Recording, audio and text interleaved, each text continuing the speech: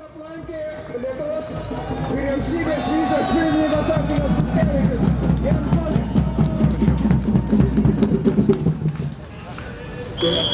Pirmiausia, laba diena visiems ir turėjau galimybę susitikti su jūsų žmonėm, kurie ką tik buvo pas mane kabinete. Ir aš manau, kad mes labai atvirai pasikalbėjom.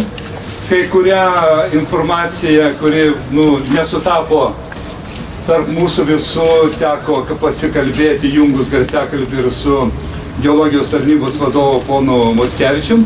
Bet aš nenoriu plėstis, aš tik noriu vieną dalyką dar kartą pakartoti, ar kelis dalykus.